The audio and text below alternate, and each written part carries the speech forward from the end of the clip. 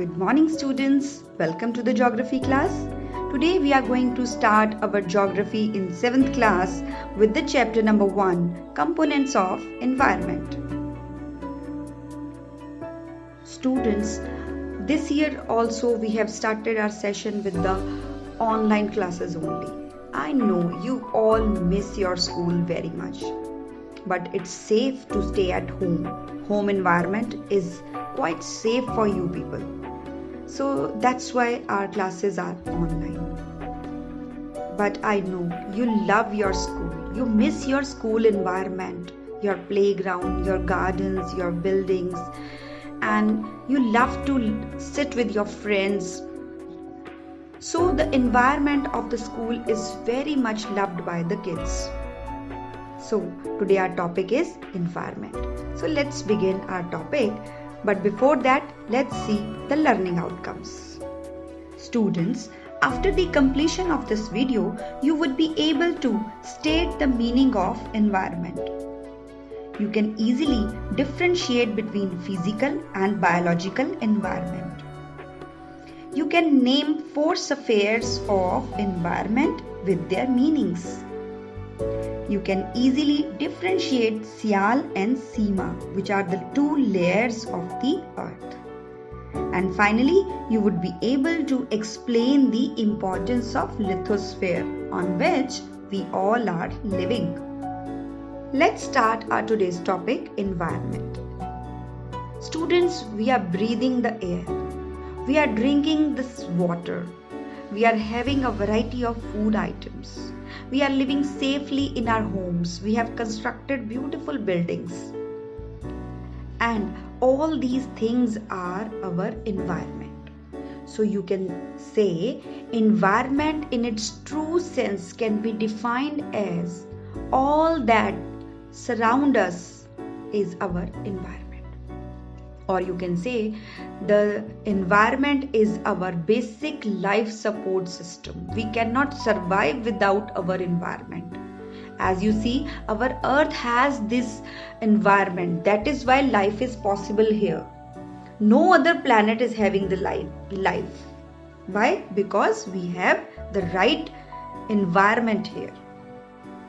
Students, as we have seen, our environment has both natural and man-made elements. As you can say, park, playgrounds, forest, mountains, hills, all these are natural things. But we are also enjoying the man-made elements, which are also a part of our environment. You can say the buildings, the schools, all these are man-made elements, which are making our life very much easy. So our environment is having 2 types of elements, natural and man-made elements. As you can see, there is a broad division, natural and man-made elements. Now next division is that natural can be further divided into physical and biological environment. Physical, you can say non-living things, biological, living things. And we'll study about this in detail. The physical environment. The physical environment includes all non-living things like water, land and air. You have also studied physical environment in 6th class with the name abiotic environment. As you know, abiotic environment means non-living things. These are the things which are essential for our survival, but they don't have life. Next is the biological environment. It is called as biotic environment. You have studied this in 6th. The biological environment includes all living things such as plants and animals. As you see, it contains the life part. Plants have the life, animals have the life. And you can include human beings also. Human beings are also part of living things. Students, physical and biological components of the environment are largely interdependent and they cannot be separated. If there is any change in physical environment, it will affect the biological environment also. You can understand it Like if there is a lot of pollution in the air, it will affect your health also. So you see, physical environment has non-living things which affect the living beings which are living on the earth. You can see some changes are very slow and some changes are very fast. As you see, the development of the soil, the layers of the soil deposited by the rivers is a very slow process. You cannot visualize it, but it affects your life. And on the other hand, if there is some earthquake or volcanic eruption, it affects your life directly. If there is earthquake, it shakes your building. If there is volcanic eruption, it spreads lava in the nearby area. So it affects your life directly, and sudden change occurs in your environment. So these two components are largely interdependent.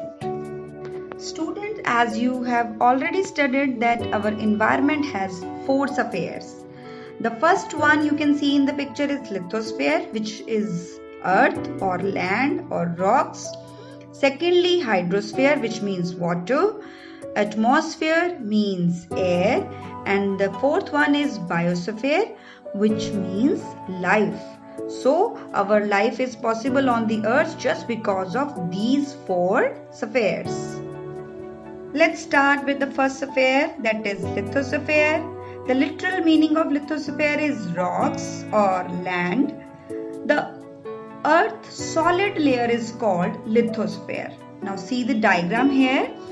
The solid layer on which we are living is a continental crust. Here it is written continental crust. Crust is the uppermost layer of the earth on which we are living. So continental crust is the part of lithosphere. And oceanic crust, the land under the ocean, is also a part of lithosphere. So you can see continental crust and oceanic crust are the parts of lithosphere. You can also understand it with the help of the diagram. Here, the Sial. You can see here the orange color is representing the Sial layer.